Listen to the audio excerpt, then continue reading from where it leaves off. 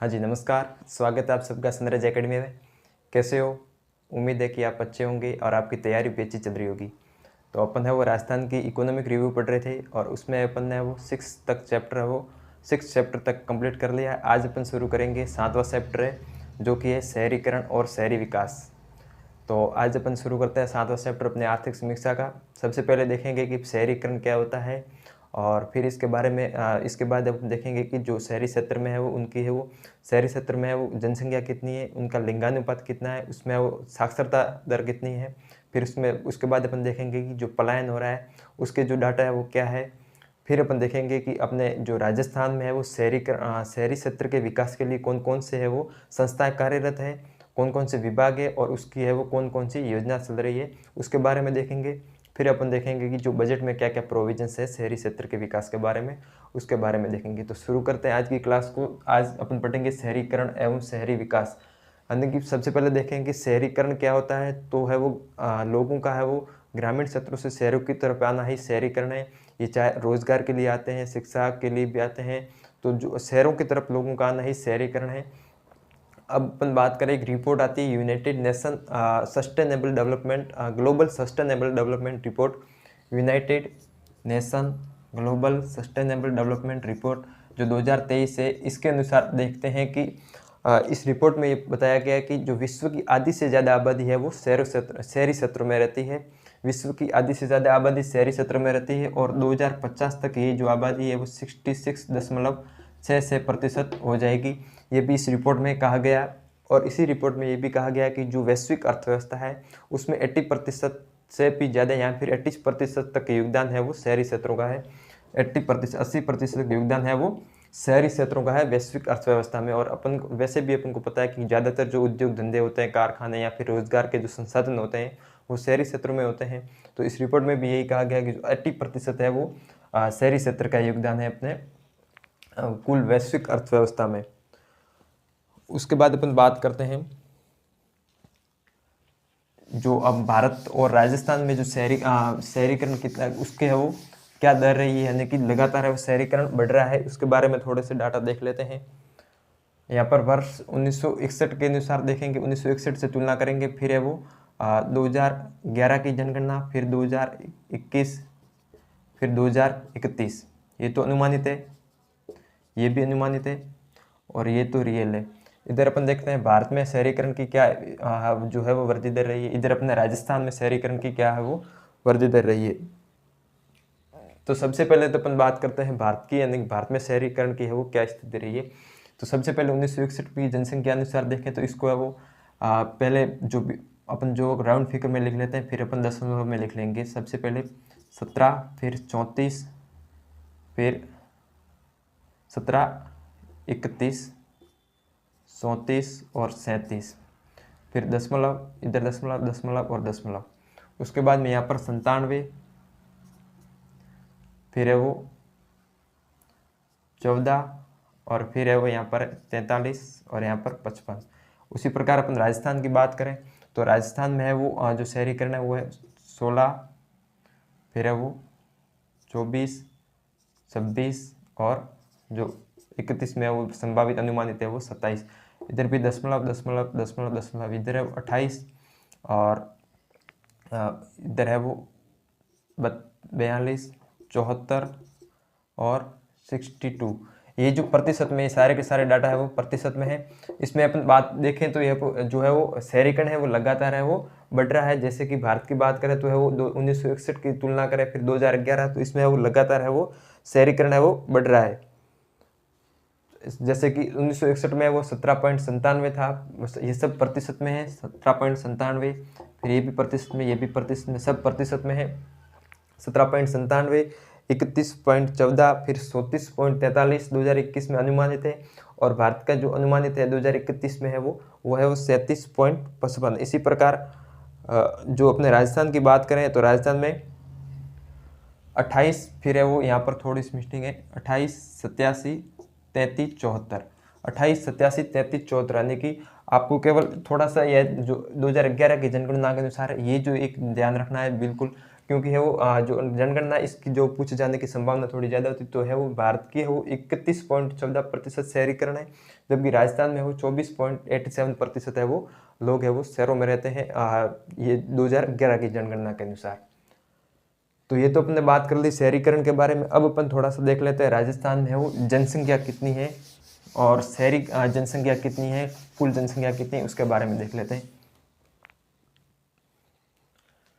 जनसंख्या तो राजस्थान में कुल जनसंख्या कितनी, तो 6.85 करोड़ है वो राजस्थान की कुल जनसंख्या है, जिसमें से अपन बात करें पुरुष कितने हैं तो 3.55 है वो करोड़ है वो पुरुष है, और 3.30 करोड़ है वो महिलाओं की संख्या है।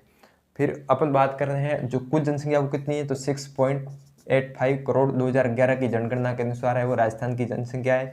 इसमें वो पुरुषों की बात करें तो वो है वो 6.55 करोड़, और महिलाओं की बात करें तो महिला है वो कितनी है, सॉरी 6 नहीं 3.55, और ये महिला जो है 3.30 करोड़, ये वो महिलाओं की जनसंख्या है जनगणना 2011 के अनुसार। अब अपन बात करें शहरी क्षेत्र की कितनी जनसंख्या है जनगणना 2011 के अनुसार। शहरी क्षेत्र की बात करें तो 2011 के अनुसार शहरी क्षेत्र की कुल जनसंख्या है 170 लाख, जिसमें से पुरुष कितने हैं तो 89 लाख पुरुष है, और महिलाओं की बात करें महिला है वो 81 लाख है वो महिला है। कुल जनसंख्या है वो शहरी क्षेत्र की 2011 की जनगणना के अनुसार 170 लाख है, और 2021 में ये अनुमानित है कि 209 लाख हो जाएगी, जिसमें से वो 100 लाख महिला और 109 लाख है वो पुरुष हो जाएंगे शहरी क्षेत्र में। ये जो 2021 की जो है अनुमानित है। तो ये है अपने जनसंख्या के बारे में बात की। अब अपन आगे इसके बारे में बात करते हैं, जो लिंगानुपात है उसके बारे में देख लेते हैं कि सर्वाधिक लिंगानुपात वाले कौन कौन से जिले हैं, और राजस्थान में जो न्यूनतम लिंगानुपात शहरी लिंगानुपात वाले कौन कौन से जिले हैं उसके बारे में बात कर ले। सबसे पहले तो अपन को पता होना चाहिए कि लिंगानुपात होता क्या है। तो लिंगानुपात यानी कि प्रति 1000 पुरुषों पर है वो महिलाओं की संख्या कितनी है, वो लिंगानुपात होता है। क्योंकि अपन यहाँ पर शहरी क्षेत्र की बात कर रहे हैं तो यहाँ पर देखेंगे कि सर्वाधिक शहरी लिंगानुपात वाले जिले कौन से हैं और न्यूनतम शहरी लिंगानुपात वाले जिले कौन से हैं। क्योंकि ये जो टॉपिक है और जो लिंगानुपात साक्षरता ये वो राजस्थान के भूगोल में भी है, तो यह वो कॉमन है, तो इससे वो यहाँ से सवाल आने की संभावना ज़्यादा रहती है। तो सबसे पहले अपन देख लेते हैं लिंगानुपात। लिंगानुपात यानी कि प्रति 1000 पुरुषों के पीछे महिलाओं की संख्या, उसे लिंगानुपात कहते हैं। और लिंगानुपात अपन राजस्थान की बात करें कुल कितना लिंगानुपात है शहरी क्षेत्र का है और ग्रामीण क्षेत्र का। तो जो शहरी क्षेत्र का लिंगानुपात है वो है 914, 2011 की जनगणना के अनुसार 914 जो शहरी क्षेत्र का है। और ग्रामीण क्षेत्र की बात करें तो वो कितना है 933 कुल लिंगानुपात है वो ग्रामीण क्षेत्र का है। ये तो टोटल लिंगानुपात। अब अपन बात करते हैं कि जो सर्वाधिक शहरी लिंगानुपात वाले जिले कौन कौन से हैं और न्यूनतम शहरी लिंगानुपात वाले जिले कौन कौन से हैं। तो यहाँ पर देख लेते हैं सर्वाधिक शहरी लिंगानुपात वाले जिले, और इधर देख लेते हैं अपन न्यूनतम शहरी लिंगानुपात वाले जिले। अब सबसे पहले देखते हैं अपन सर्वाधिक शहरी लिंगानुपात वाले जिले कौन कौन से हैं। तो उसको याद रखने के लिए आप ऐसे भी याद कर सकते हो, जैसा कि मैंने यहाँ पर जैसे याद किया ऐसे मैं लिख रहा हूँ जैसा मैंने याद किया। टोबा, प्रताप, डूरा, यानी कि टोंक, बांसवाड़ा, प्रतापगढ़, डूंगरपुर और राजसमंद, ये है वो सर्वाधिक शहरी लिंगानुपात वाले जिले हैं। और इधर बात करते हैं अपन जो न्यूनतम शहरी लिंगानुपात वाले जिले कौन कौन से हैं। तो उसको भी मैंने ऐसे याद किया, आप भी शायद ऐसे याद करोगे तो ज़्यादा वो आपको मतलब जल्दी याद हो जाएगा। वैसे तो एक चीज़ें वो किताबों में मिल जाती हैं, कहीं पर भी मिल जाती हैं, लेकिन जो हमारी भूमिका है ये कि हमें वो चीज़ों को है वो सरल करके परोसे तो है वो आपके लिए ज़्यादा बेनिफिशियल रहता है। तो इसी प्रकार जैसे कि जे, धो, अ, ग, भ, जे यानी जैसलमेर, फिर धौलपुर, फिर अलवर, और ग से श्री गंगानगर और भरतपुर।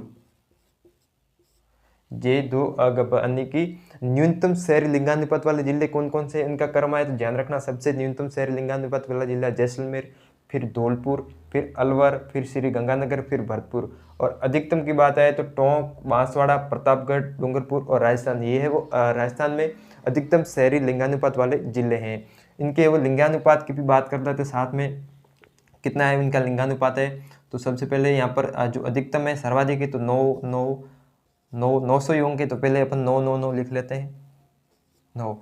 फिर है वो ये जो सर्वाधिक है तो यहाँ से शुरू करो 948, फिर 51, फिर है वो 963, 964 और 985। यानी कि टोंक का जो है वो लिंगानुपात है वो शहरी लिंगानुपात सर्वाधिक है 985, फिर बांसवाड़ा का 964, फिर है वो प्रतापगढ़ का 963, फिर है वो डूंगरपुर का है वो जो लिंगानुपात 951 है, और राजसमंद का है वो 948 है। इसी प्रकार यहाँ पर भी है वो न्यूनतम है, तो यहाँ पर अपन 8 से शुरू करते हैं, 8 8 8 8 और 8। फिर इधर से वो यहाँ से नीचे ऊपर से शुरू करेंगे, ये न्यूनतम है। फिर है वो जो है वो इसे जैसलमेर से धौलपुर का अधिक होगा, फिर अलवर का अधिक होगा, और गंगानगर का भी उससे अधिक होगा, और गंगानगर से भरतपुर का अधिक होगा। तो इसकी भी अपन है वैसे बात करते हैं। तो इसका वो कितना है 07, फिर है वो 67, 07 67, और अलवर का जो है वो 800 एक मिनट,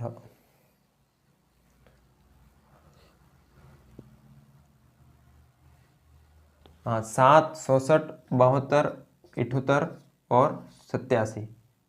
यानी कि जैसलमेर की बात करें सबसे जो है वो न्यूनतम शहरी लिंगानुपात वाला जिला कौन सा है, तो जैसलमेर, उनका है वो कितना है 807 लिंगानुपात है। फिर धौलपुर 864, फिर है वो अलवर 872, फिर गंगानगर 878 और भरतपुर 887। तो पहले 8 फिर है वो 7 67 72 78 और 87।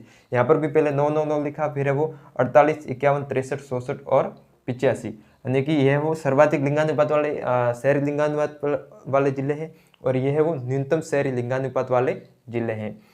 तो ये तो अपने वो लिंगानुपात की बात की। अब अपन देखते हैं कि जो बाल लिंगानुपात है, यानी कि 0 से 6 वर्ष, उनका जो लिंगानुपात है वो कितना है, और उसमें है वो सर्वाधिक शहरी लिंगानुपात वाले जिले कौन से हैं बाल लिंगानुपात वाले, और न्यूनतम शहरी बाल लिंगानुपात वाले जिले कौन से हैं, उसको भी अपन देखते हैं। तो जो है वो लिंगानुपात बाल लिंगानुपात है वो है वो जो ये जो अपने अभी लिंगानुपात देखा इससे भी कम है, उसकी भी बात करते हैं। जैसे कि ये वो टोटल है वो लिंगानुपात 933 ग्रामीण है, और शहरी का है वो 914 है। लेकिन अगर बाल लिंगानुपात की बात करें अपन, बाल लिंगानुपात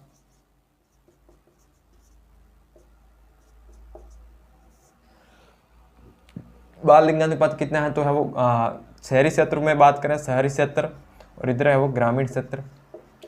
बाल लिंगानुपात की बात करें तो 2011 की जनगणना के अनुसार शहरी क्षेत्र का है वो 874 है, और ग्रामीण क्षेत्रों में है वो 892 है वो ग्रामीण क्षेत्रों का बाल लिंगानुपात है, यानी कि 0 से 6 वर्ष के बच्चों को इसमें इंक्लूडिंग किया जाता है, और शहरी क्षेत्र का है वो 874 है। अब अपन बात कर लेते हैं कि सर्वाधिक बाल लिंगानुपात वाले सर्वाधिक शहरी बाल लिंगानुपात वाले जिले कौन से हैं, और न्यूनतम शहरी बाल लिंगानुपात वाले जिले कौन से हैं, उसको भी अपन देख लेते हैं। यहाँ पर सर्वाधिक शहरी बाल लिंगानुपात वाले जिले, और यहाँ पर न्यूनतम शहरी बाल लिंगानुपात वाले जिले।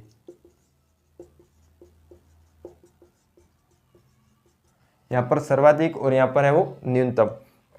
तो सबसे पहले अपन देख लेते हैं जो सर्वाधिक बाल लिंगानुपात वाले शहरी बाल लिंगानुपात वाले जिले कौन कौन से हैं, उसको देखते हैं। तो सबसे पहले ना, बी, बा और चू, जैसे मैंने याद किया वैसे अब मैं लिख भी वैसे रहा हूँ। नागौर, फिर बीकानेर, फिर भीलवाड़ा, और फिर बारा, फिर है वो चूरू। ना, बी, बा, चू, नागौर, बीकानेर, भीलवाड़ा, बारा और चूरू, ये है वो सर्वाधिक शहरी बाल लिंगानुपात वाले जिले हैं। और न्यूनतम शहरी बाल लिंगानुपात वाले जिलों की बात करें तो वो है 2 ग 2 अ भ, यानी कि धौलपुर, फिर गंगानगर, फिर दौसा, फिर है वो अलवर और फिर है वो भरतपुर। ये जो है ये वो न्यूनतम शहरी बाल लिंगानुपात वाले जिले हैं और ये है वो अधिकतम शहरी बाल लिंगानुपात वाले जिले हैं।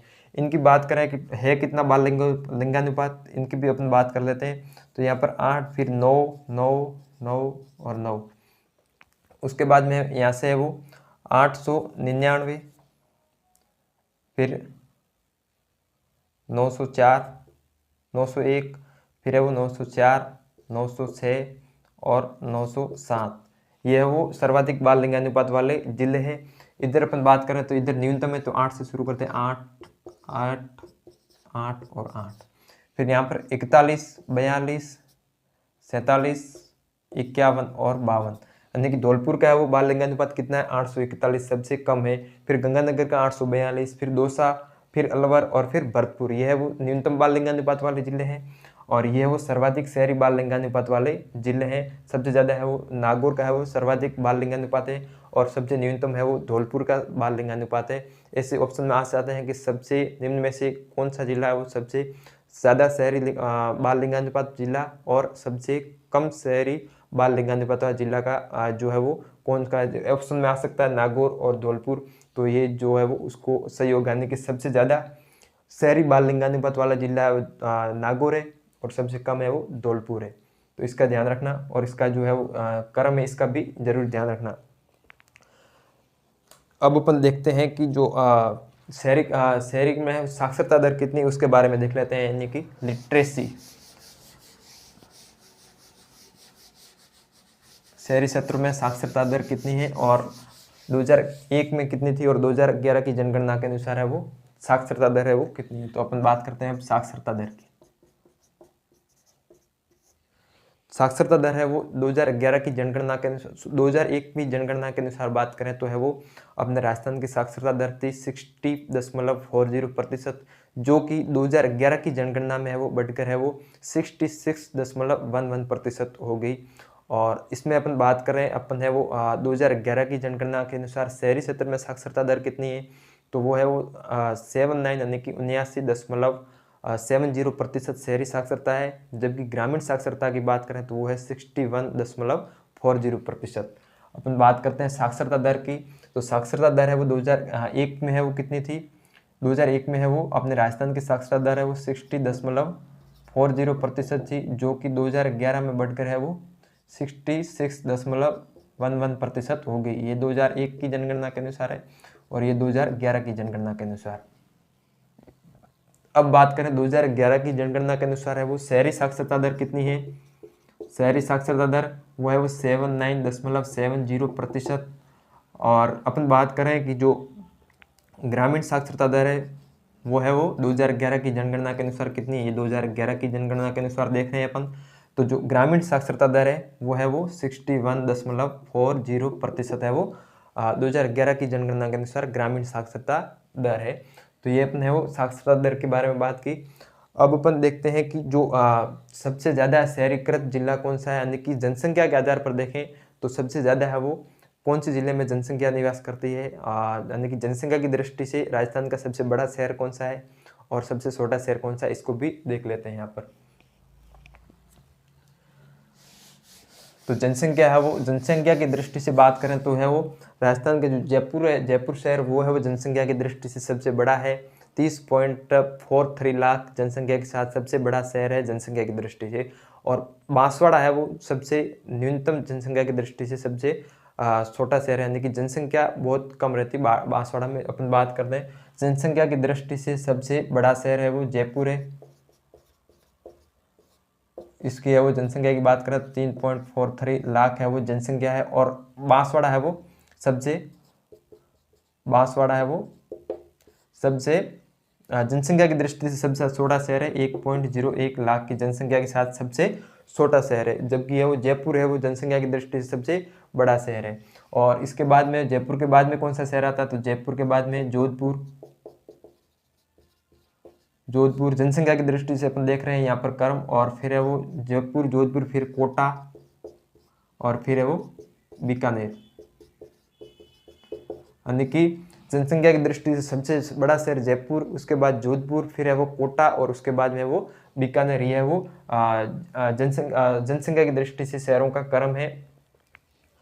अब अपन देखते हैं कि जो शहरीकृत जिले कौन कौन से हैं और सर्वाधिक और न्यूनतम शहरीकृत जिले कौन कौन से प्रतिशत के आधार पर, यानी कि प्रतिशत के अनुसार सर्वाधिक शहरी क्षेत्र है वो कौन से जिलों में है और न्यूनतम शहरी क्षेत्र है वो कौन से जिलों में है, उसको अपन देखते हैं। यानी कि शहरीकृत जिले या शहरी क्षेत्र प्रतिशत के अनुसार शहरी क्षेत्र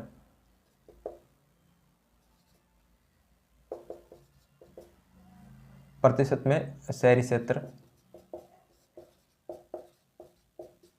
यहाँ पर सर्वाधिक प्रतिशत वाले शहरी जो है वो शहर, यानी कि ऐसे कौन से जिले हैं जिसमें वो शहरों की संख्या ज़्यादा है, या फिर सर्वाधिक प्रतिशत वाले शहरी क्षेत्र, और इधर है वो न्यूनतम प्रतिशत वाले शहरी क्षेत्र है वो कौन कौन से जिलों में है, उसकी अपन बात करते हैं।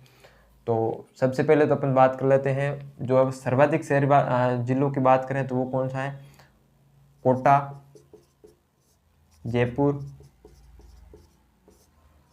अजमेर। सर्वाधिक शहरी प्रतिशत कोटा, जयपुर, अजमेर, जोधपुर और बीकानेर। ये राजस्थान में सर्वाधिक शहरी क्षेत्र वाले प्रतिशत में सर्वाधिक क्षेत्र वाले हैं वो सर्वाधिक शहरी क्षेत्र वाले जिले हैं। जबकि न्यूनतम की बात करें तो वो कौन कौन से हैं, न्यूनतम की बात करें तो वह है वो डू बा बा प्रजा, यानी कि डूंगरपुर, ये वो न्यूनतम शहरी क्षेत्र प्रतिशत में न्यूनतम शहरी क्षेत्र वाले जिले हैं। फिर है वो बाड़मेर, डूंगरपुर, बाड़मेर, फिर बांसवाड़ा और फिर प्रतापगढ़ और फिर है वो जालोर। ये हो न्यूनतम शहरी क्षेत्र वाले प्रतिशत में न्यूनतम शहरी क्षेत्र वाले जिले हैं, और यह वो सर्वाधिक शहरी क्षेत्र वाले जिले हैं प्रतिशत के अनुसार कोटा, जयपुर, अजमेर, जोधपुर और बीकानेर। न्यूनतम शहरी क्षेत्र प्रतिशत के अनुसार पूछे तो इसका जरूर ध्यान रखा, डूंगरपुर सबसे न्यूनतम शहरी क्षेत्र वाला जिला है, फिर बाड़मेर, फिर बांसवाड़ा, प्रतापगढ़ और जालोर। सबसे ज़्यादा शहरी क्षेत्र किसमें, कोटा में, उसके बाद जयपुर, अजमेर, जोधपुर और बीकानेर। तो इसका वो जो है वो इसकी सीरीज या क्रम है, इसका जरूर ध्यान रखें प्रतिशत के अनुसार, और अपने वैसे जनसंख्या के अनुसार भी देख ला। अब अपन देखते हैं जो है वो राजस्थान में वो कुल पलायन कितना हो रहा है और उसकी जो क्या डाटा है। पलायन यानी कि राजस्थान में वो ग्रामीण क्षेत्र से शहरी क्षेत्र में वो कितने लोग आ रहे हैं, जिसमें पुरुष और महिला दोनों के अपन है वो अलग अलग जो डाटा है उनको देखते हैं। पलायन की बात करें तो है वो राजस्थान में है वो, राजस्थान की बात करें तो पुरुष और महिला जो है वो पलायन उनका कितना हो रहा है, यानी कि गाँवों से वो शहरों की तरफ है वो कितने प्रतिशत आ रहे हैं। कुल पूरे भारत की बात करें तो उनमें से है वो जो 4% पलायन है वो अपने राजस्थान में होता है। पूरे भारत की बात करें तो उसका वो 4% पलायन अपने राजस्थान में होता है। और कुल संख्या की बात करें तो है वो 32 लाख है वो 32 लाख लोगों का पलायन अपने राजस्थान से होता है। आर्थिक समीक्षा 2023-24 के अनुसार 32 लाख की जनसंख्या है, 32 लाख लोग। और प्रतिशत में बात करें तो वो पुरुष का कितने प्रतिशत पलायन हो रहा है और महिलाओं का है, तो पुरुष का है वो 49.16% और जो महिला है उनका है वो 59.11%। यानी कि पुरुष पलायन है वो 49.1% है वो पलायन होते हैं, और महिला है वो 59.11% है वो महिलाओं का पलायन होता है। तो ये वो अपने राजस्थान में पलायन की स्थिति देख ली अपने, और राजस्थान में पलायन कितना हो रहा है इसके बारे में देखा। और भारत के कुल पलायन का है वो 4% हो रहा है, और जनसंख्या की बात करें तो है वो 32 लाख है वो पलायन होता है अपने राजस्थान से। अब अपन बात करते हैं जो शहरी क्षेत्र में आवासों की क्या स्थिति है। शहरी क्षेत्र में आवास है वो उनकी क्या स्थिति है, यानी कि आवास में है वो अच्छी कंडीशन में कितने प्रतिशत आवास है, और जीर्ण शीर्ण या फिर है वो झुग्गी बस्तियाँ वो उसका कितना प्रतिशत है, और रहने योग्य उसका कितना प्रतिशत है, उसको अपन देखते हैं। यानी इंडिया की भी बात कर रहे हैं और राजस्थान की भी देखेंगे। यानी कि शहरी क्षेत्र में आवास, शहरी क्षेत्र में आवासों की क्या स्थिति है, तो यहाँ पर अपन देख लेते हैं इंडिया में भारत का, और यहाँ पर अपन देखेंगे राजस्थान में। तो बात करें अब शहरी क्षेत्र में आवासों की स्थिति क्या है उसकी बात करें तो अपन है वो पूरे भारत की बात कर रहे हैं। उसमें है वो 3% है वो 3% है वो जीर्ण शीर्ण अवस्था में भारत में है वो जीर्ण शीर्ण है वो जो आवास है जो है वो 3% है। और 68% है वो 68% है वो सॉरी इधर 68 लिख लेते हैं 68% है वो अपने अच्छी कंडीशन है या अच्छी स्थिति शहरी क्षेत्रों में आवासों की अच्छी स्थिति पूरे भारत में 68% है और 3% जीर्ण शीर्ण है और इधर है वो 29% है वो रहने योग्य। ये तो अपने भारत की बात की। अब अपन राजस्थान की बात करते हैं। राजस्थान में है वो जो शहरी क्षेत्र में आवास है उनकी है वो क्या स्थिति है। तो राजस्थान में है वो 2% तो है वो जीर्ण शीर्ण है 2% है वो मतलब सही है वो रहने के नहीं है 2% जीर्ण शीर्ण अवस्था में है और 29% है वो रहने योग्य है और 69% है वो अच्छी कंडीशन है अच्छी स्थिति। तो ये अपने बात की हमने कि शहरी क्षेत्रों में आवास की क्या स्थिति है। तो अपने राजस्थान में ज़्यादातर है वो अच्छी स्थिति है फिर है वो रहने योग्य 29% है और 2% है वो जो कि जीर्ण शीर्ण अवस्था में है राजस्थान में आवास। अब अपन जो बात करते हैं इसके आगे है वो राजस्थान में है वो यहीं पर बात कर लेते हैं। राजस्थान में है वो कुल है वो कितनी है वो जनसंख्या वो झुग्गी बस्ती में रहती है और ये शहरी क्षेत्र का कितना प्रतिशत है। तो अपनी जो आर्थिक समीक्षा है 2023-24 की उसके अनुसार राजस्थान में वो 20,68,000 की जो है वो जनसंख्या है वो शहरों में झुग्गी बस्तियों में रहती है झुग्गी झोपड़ियों में स्लम्स में और जो है ये है वो शहरी क्षेत्र का है वो शहरी क्षेत्र की जनसंख्या का है वो 2.13% है।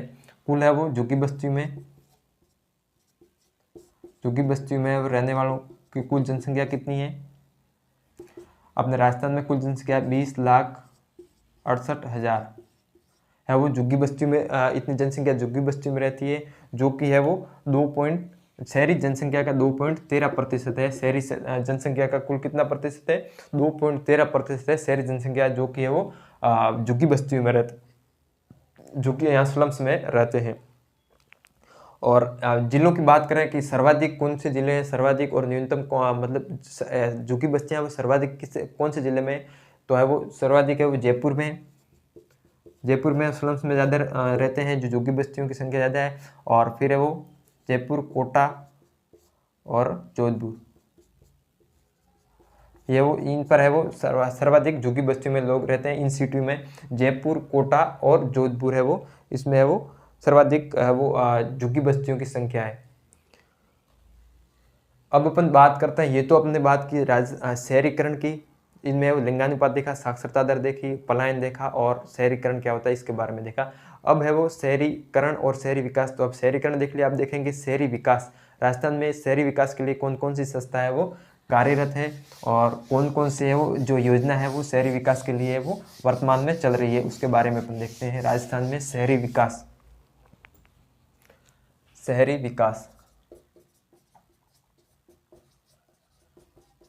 तो शहरी क्षेत्र के विकास के लिए वो अपने राजस्थान में है वो वर्तमान में 5 तो है वो जो है वो विकास प्राधिकरण बनाए गए हैं जैसे कि जयपुर विकास प्राधिकरण जोधपुर विकास प्राधिकरण अजमेर विकास प्राधिकरण कोटा विकास प्राधिकरण और उदयपुर विकास प्राधिकरण। ये 5 विकास प्राधिकरण है जो शहरी क्षेत्रों में विकास का है वो कार्य देखते हैं और 12 है वो शहरी न्यास है। इसी के साथ जो जयपुर में मेट्रो रेल कॉरपोरेशन लिमिटेड ये है वो मेट्रो की जो मेट्रो चल रही है जयपुर में इस जो ये प्रोजेक्ट है इसको पूरा करने के लिए कार्य करती है। और राजस्थान हाउसिंग बोर्ड जो है वो आवासन मंडल है वो जो विभिन्न प्रकार के आवास जो है वो उसको निर्माण करने का कार्य करती है। और इसके बाद अपन जो है वो इसके जो नवाचार है उनको देखते हैं। तो सबसे पहले तो है शहरी विकास में है वो कितने है वो विकास प्राधिकरण है 5 विकास प्राधिकरण शहरी विकास प्राधिकरण।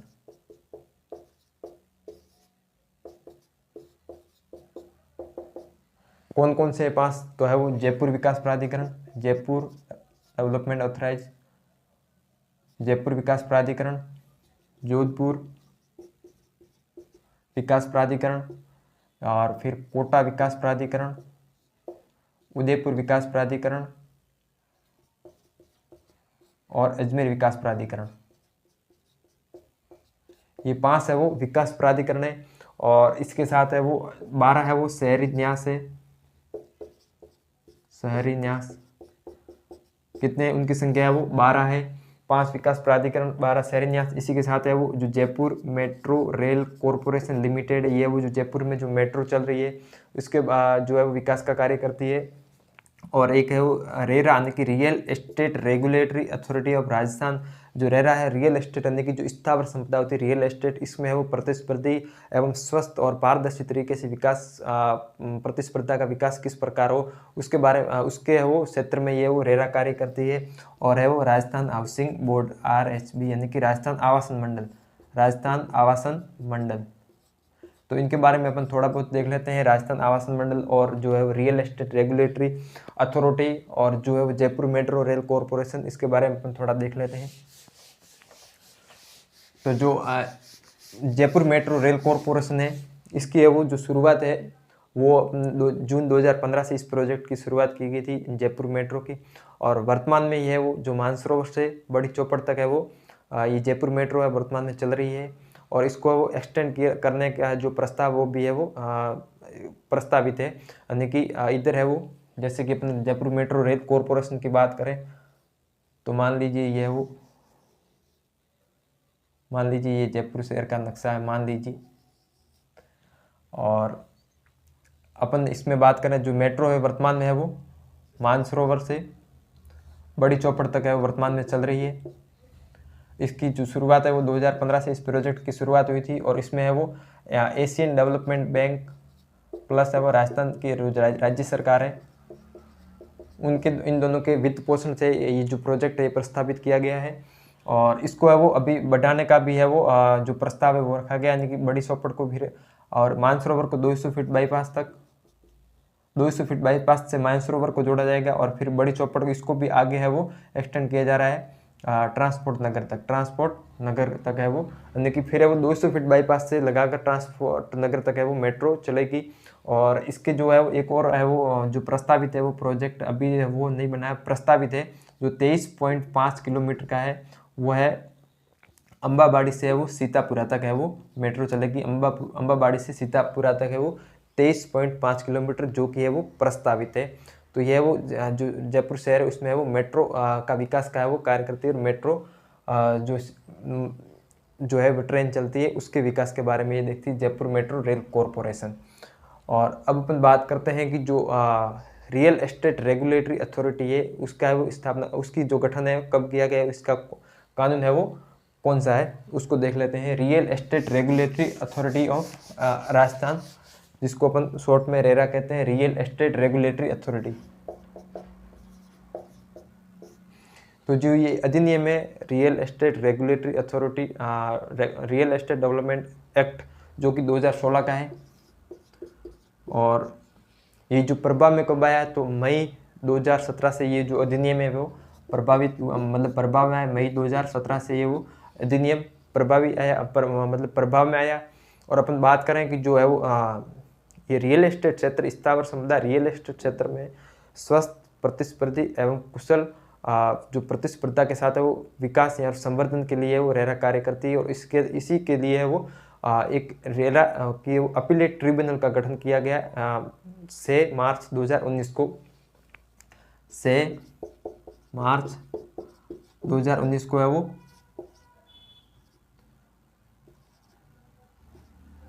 रेरा का गठन किया गया। और इसी मतलब रेरा का है वो गठन किया गया। और इसी दिन है वो 6 मार्च 2019 को है वो रियल एस्टेट अपीलेट ट्रिब्यूनल यानी कि रियल एस्टेट अपीलेट ट्रिब्यूनल का गठन किया गया, ताकि जो रियल एस्टेट संबंधी जो भी समस्या है इसके विकास में जो भी बाधा है उनका निस्तारण किया जा सके। उसी पर्पज से वो रियल एस्टेट अपीलेट ट्रिब्यूनल की स्थापना की गई।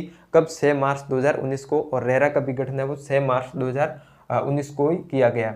और जो इसके वो जून 2017 में है वो जून 2017 की बात करें तो जून 2017 में है वो जो इसका पोर्टल है rera.rajasthan.gov.government.in, ये जो रेरा का पोर्टल है वो जो है कि जून 2017 में बनाया गया। रेरा का पोर्टल rera.rajasthan.government.in है वो इसका पोर्टल, जो कि जून 2017 में बनाया गया।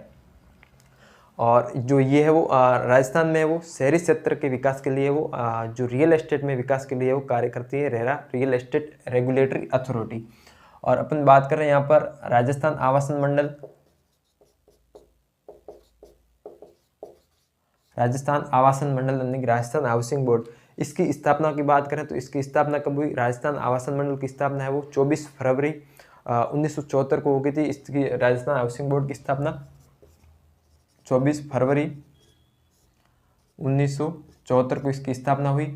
राजस्थान आवासन मंडल, और राजस्थान में जो आवास की स्थिति, राजस्थान में शहरी क्षेत्र में आवास बनाने का ये कार्य करती है। और साथ ही जो पर्यटन स्थल होते हैं, जैसे कि अपने जयपुर की बात करें तो जो मानसरोवर में फाउंटेन पार्क बना हुआ है, फाउंटेन स्क्वायर, वो राजस्थान हाउसिंग बोर्ड के ही नवाचार है। इसी प्रकार इनके जो नवाचार की बात करें राजस्थान हाउसिंग बोर्ड के, तो अपने जयपुर में है वो, जयपुर के प्रताप नगर में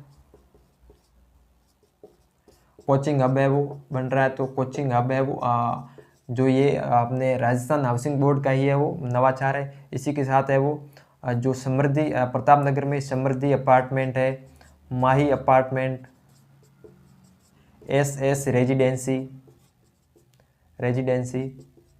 ये सब है वो रेरा के ही नवाचार है। इसी के साथ जोधपुर में है वो जो बढ़ली योजना है, फ्लैट्स के लिए बढ़ली योजना है वो चल रही है, तो वो भी राजस्थान हाउसिंग बोर्ड है।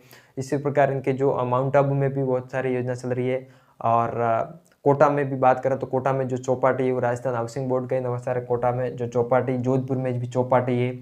और इसकी बात करें जो इसकी और जो राजस्थान हाउसिंग बोर्ड के और क्या नवाचार है, तो एक जरूर ध्यान रखना, मोबाइल ऐप है वो सजग मोबाइल ऐप है, लॉन्च किया गया है सजग, ये वो राजस्थान हाउसिंग बोर्ड के द्वारा जो है वो मोबाइल ऐप लॉन्च किया गया सजग। इसका जो है वो पर्पज़ क्या है, तो है वो आवास की जो भी आवास बन रहे, आवास स्थिति की जो गुणवत्ता है उसको ध्यान में रखना, और उस पर है वो प्रभावी निगरानी रखी जाए। आवास की स्थिति जो आवास बन रहे हैं इस हाउसिंग बोर्ड के तहत, उसकी है वो उस पर प्रभावी निगरानी रखी जाए और उसकी गुणवत्ता को बरकरार रखा जाए। उसी पर्पज़ जो है वो राजस्थान हाउसिंग बोर्ड ने वो सजग ऐप है वो लॉन्च किया। सजग ऐप है वो यानी कि इस पर है वो जो आवास का कार्य बन रहा है, आवासीय कार्य जो कार्यरत हैं या फिर जो आवास बन रहे हैं, तो उस पर है वो प्रभावी निगरानी रखने के लिए कौन सा ऐप लॉन्च किया गया? सजग ऐप। तो जरूर ध्यान रखें, सजग ऐप का संबंध है वो राजस्थान हाउसिंग बोर्ड, जिसकी स्थापना 24 फरवरी 1974 को हुई थी। और ये जो रेरा है ये रियल एस्टेट जो स्थावर संपदा होती है, बिल्डिंग्स वगैरह, तो ये रियल एस्टेट में वो प्रभावी और स्वस्थ प्रतिस्पर्धा के साथ विकास हो, इसी पर है वो कार्य करता है रेरा। तो ये अपने राजस्थान में जो अपने देखा कि जो शहरी क्षेत्र के विकास के लिए वो कौन कौन सी संस्थाएं कार्यरत होती है उसको देखा। अब अपन देखते हैं कि शहरी क्षेत्र में वो कौन कौन सी योजनाएं शहरी क्षेत्र के विकास के लिए वो वर्तमान में चल रही है, उसको अपन देख लेते हैं। शहरी क्षेत्र के लिए विकास के लिए कौन कौन सी योजना है वो चल रही है। तो सबसे पहले अपन देखते हैं स्मार्ट सिटी मिशन, जिसकी शुरुआत जून 2015 से हुई थी। स्मार्ट सिटी मिशन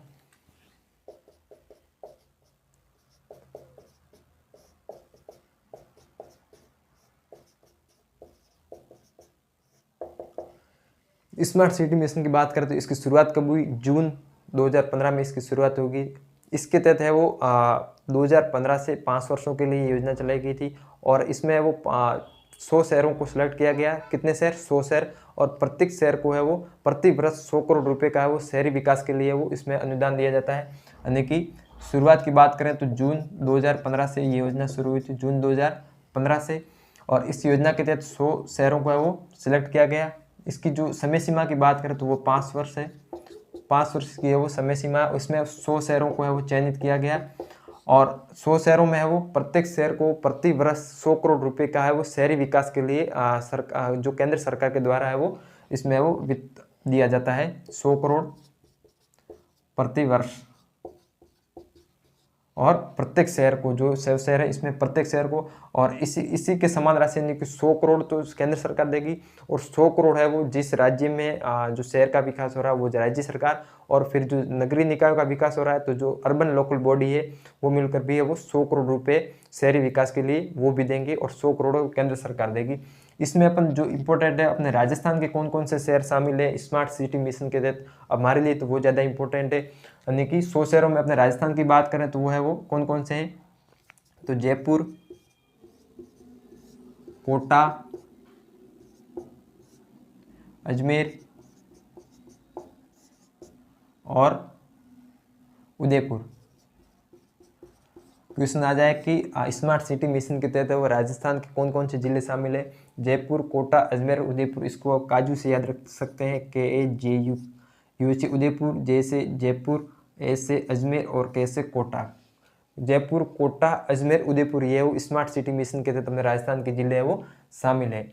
और एक जो दूसरी और योजना है केंद्र सरकार की उसको भी देख लेते हैं, अमृत योजना।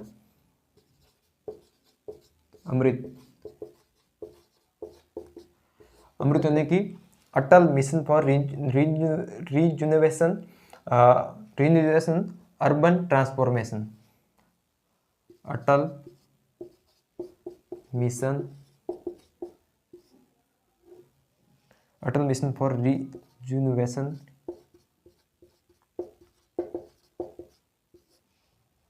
Urban transformation. इस योजना के तहत है वो शहरी क्षेत्रों में वो जो नालियाँ उसका विकास करना, जलापूर्ति का विकास करना, सीवरेज इसकी है वो प्रबंध इसका वो विकास करना, ये वो इस योजना के तहत किया जाता है। इसकी भी शुरुआत है वो जून 2015 से हुई थी, जून 2015 से। इसमें है वो जैसे सीवरेज, शहरी क्षेत्रों में सीवरेज की स्थिति, जलापूर्ति, नालियों का प्रबंध या नालियों का विकास जो जल के लिए होती है, और बेहतर यातायात प्रबंधन, परिवहन, यह वो इस योजना के तहत अमृत जो योजना इसके तहत है वो शहरी क्षेत्रों में जलापूर्ति, नाली, सीवरेज इसके विकास के कार्य को किया जाता है। और एक और अमृत जो 2.0 है वो इसके बाद शुरू हुआ है, अमृत 2.0। इसमें जो ये विकास करवाया जाएगा इसके वो जीर्णोद्धार के है वो इस योजना के तहत अमृत 2.0 के तहत है वो सीवरेज, जो जलापूर्ति, नालियों, जो परिवहन इसके वो जीर्णोद्धार के लिए किया जाएगा। जीर्णोद्धार यानी कि इसमें जो टूट फूट हुई उसका फिर उसको है वो वापस से किया जाएगा। और इसी के साथ है वो अमृत 2.0 में है वो 2025-26 तक हर घर पेयजल, हर घर नल द्वारा पेयजल जो है 2025-26 तक वो इसी योजना के तहत है वो हर घर है वो पेयजल के लिए नल उपलब्ध करवाया जाएगा, अमृत 2.0। तो ये केंद्र सरकार की योजना थी अमृत 2.0, जिसमें 2025-26 तक है वो हर घर पेयजल उपलब्ध करवाया जाएगा। अब अपन देखते हैं एक और योजना है जो LED लाइट परियोजना। LED लाइट इसमें है वो शहरी क्षेत्रों में जो लाइट्स होती हैं उसके वो बात कर लेते हैं। शहरी क्षेत्र में लाइट परियोजना या फिर LED लाइट परियोजना, LED लाइट परियोजना, इसकी है वो जो डाटा उसको ध्यान रखना कि जो 2024 तक या फिर 2023 तक है वो कितनी है वो कुल LED है वो शहरी क्षेत्रों में लगाएगी, उसका जरूर ध्यान रखें। 12.02 लाख है वो शहरी क्षेत्रों में LED है वो लगाएगी, जो हाईवेज होते हैं उस पर जो लगाई जाती है, ताकि है वो बेहतर यातायात प्रबंध हो और ऊर्जा की भी है वो सुरक्षा, यानी कि ज़्यादा ऊर्जा है वो जो है वो बेस्ट न हो।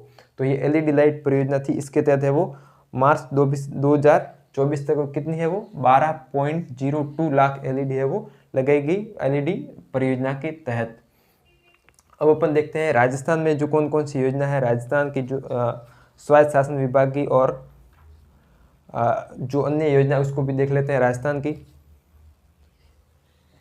तो ये LED इसमें जरूर ध्यान रखें, संख्या जरूर ध्यान रखें, क्योंकि जो आर्थिक समीक्षा है इसमें ज़्यादातर डाटा पूछे जाते हैं, तो जरूर ध्यान रखें। जो 12.02 लाख है वो मार्च 2024 तक है वो शहरी क्षेत्रों में LED लगाई LED परियोजना के तहत। अब अपन बात करते हैं कि जो अपने राजस्थान की कौन कौन सी शहरी क्षेत्रों में योजना चल रही उसके बारे में। तो जैसे कि एक इंदिरा रसोई योजना जो चल रही थी वो अभी भी चल रही है, लेकिन उसका नाम है वो चेंज कर दिया गया है। अभी वो जो है वो श्री अन्नपूर्णा रसोई योजना के नाम से चल रही है, श्री अन्नपूर्णा रसोई योजना।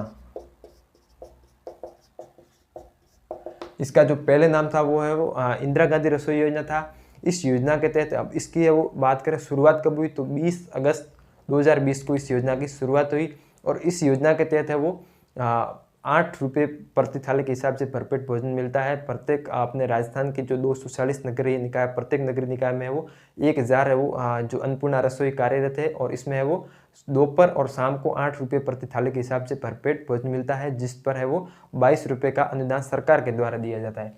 बात करें इसकी शुरुआत कब हुई, 20 अगस्त 2020 को इसकी शुरुआत हुई इस योजना की। और इसमें है वो इस योजना के तहत है वो पहले इसका नाम था इंदिरा रसोई योजना, अब है वो अन्नपूर्णा, श्री अन्नपूर्णा रसोई योजना। और इसमें वो 8 रुपये प्रति थाली के हिसाब से वो भोजन मिलता है दोनों टाइम, यानी दोपहर और शाम को, जिस पर है वो 22 रुपये जो है वो अनुदान दिया जाता है सरकार के द्वारा। 22 रुपये, यानी कि 22 रुपये सरकार पे करती है, और जो उपभोक्ता है उसको केवल 8 रुपये ही पे करने होते हैं, और उसको वो भरपेट भोजन मिलता है श्री अन्नपूर्णा रसोई योजना के तहत। और जो अगली योजना है उसकी अपन बात करें तो जो इंदिरा गांधी शहरी क्रेडिट कार्ड योजना, इसके तहत है वो जैसा कि मनरेगा जो ग्रामीण क्षेत्रों में रोजगार की गारंटी देता है, इसी प्रकार 2022 में शुरू किया गया इंदिरा गांधी शहरी क्रेडिट कार्ड योजना। उसकी भी बात करते हैं। इंदिरा गांधी शहरी क्षेत्र में रोजगार के लिए इंदिरा गांधी शहरी क्रेडिट कार्ड योजना, या फिर शहरी रोजगार गारंटी योजना।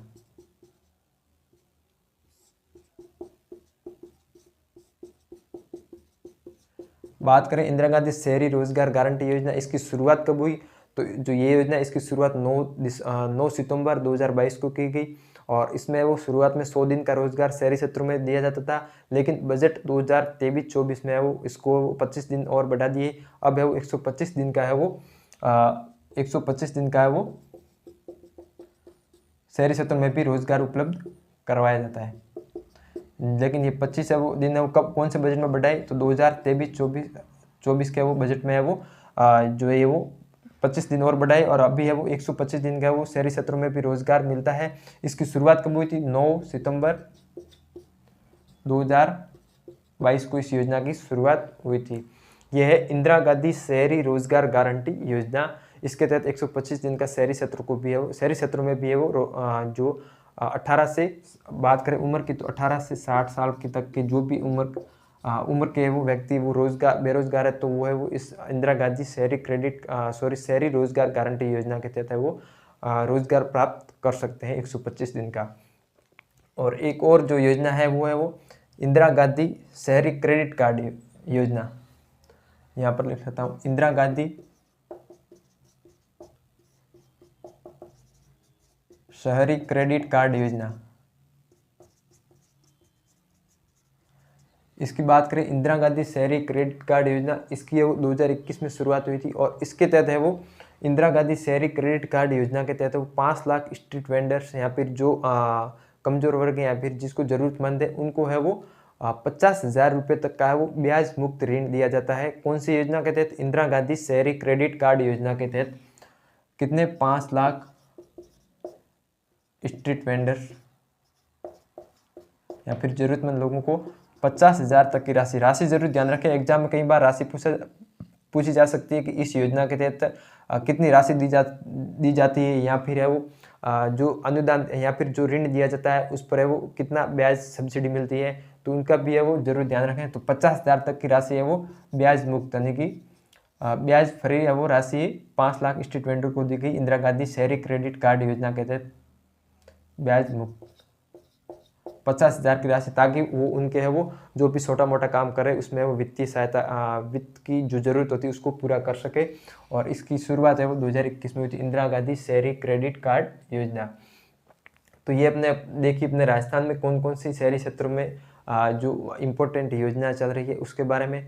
अब अपन देखते हैं बजट, अपने जो बजट में शहरी क्षेत्र और शहरीकरण के लिए कौन कौन से प्रोविजंस कर रखे हैं बजट 2024-25 का है, इसमें इसको भी अपन देख लेते हैं। बजट 2024-25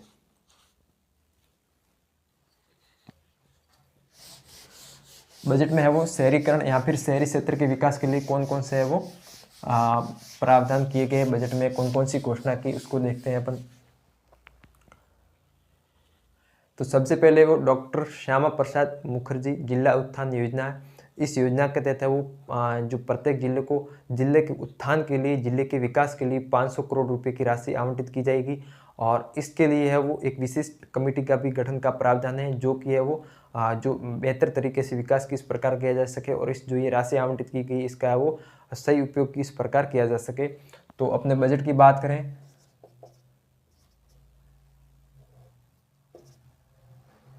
बजट 2024-25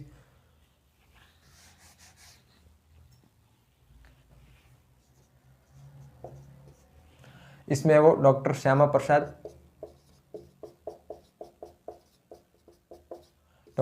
प्रसाद मुखर्जी जिला उत्थान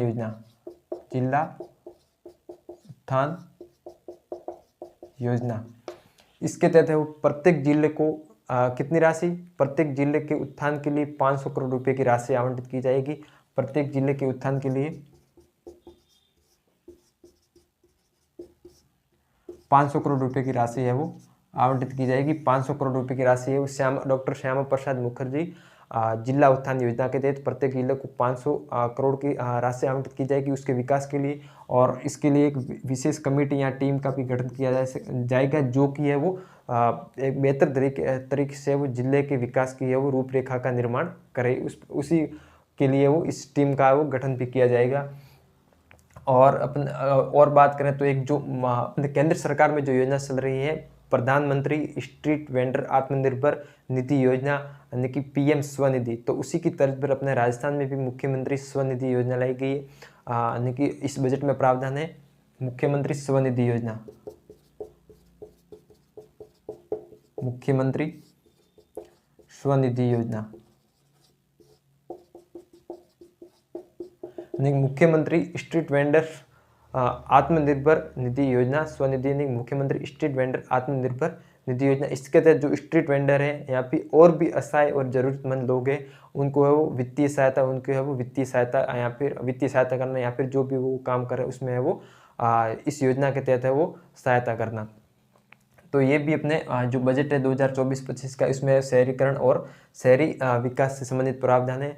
और इसी जो बजट में शहरी क्षेत्रों में या फिर जो सार्वजनिक क्षेत्र शहरी क्षेत्र है, सार्वजनिक क्षेत्र उस पर है वो बायो या पिंक टॉयलेट जो कॉम्प्लेक्स है जो कि महिलाओं के लिए है वो बनाए जाने का जो बजट में प्रावधान है। बायो या पिंक टॉयलेट जो सार्वजनिक क्षेत्र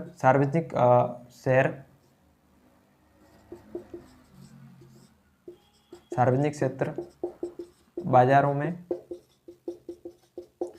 महिलाओं के लिए वो टॉयलेट कॉम्प्लेक्स बनाया जाएगा। इसी अपने बजट में प्रावधान है टॉयलेट कॉम्प्लेक्स, जो बायोपिंक टॉयलेट कॉम्प्लेक्स है वो सार्वजनिक क्षेत्र पर। और एक जो है वो मुख्यमंत्री स्वनिधि योजना और जो श्यामा प्रसाद मुखर्जी जिला योजना, इसके तहत है वो प्रत्येक जिले को जरूर ध्यान रखें, प्रत्येक जिले को है वो 500 करोड़ रुपए की है वो राशि है वो जिला उत्थान के लिए इस योजना के तहत दी जाएगी। ये अपने बजट में प्रावधान है। तो ये था आपने आज जो देखा 7वां अध्याय आर्थिक समीक्षा का 7वां चैप्टर। इसमें जो जो मुख्य योजना थी और जो जो मुख्य पॉइंट थे उसको अपन ने देख लिया। मैं उम्मीद करता हूँ कि ये आपको क्लास अच्छी लगी होगी और समझ में भी आ गया होगा। तो आप इस क्लास को अपने मित्रों के साथ भी ज़रूर शेयर करें ताकि उनके भी काम आए। तो अब अपन है वो अगला चैप्टर पढ़ेंगे। तो आज के लिए इतना ही, फिर है वो मिलते हैं अगले चैप्टर में, नेक्स्ट क्लास में अगले चैप्टर के साथ। चलिए, ओके, धन्यवाद, थैंक यू।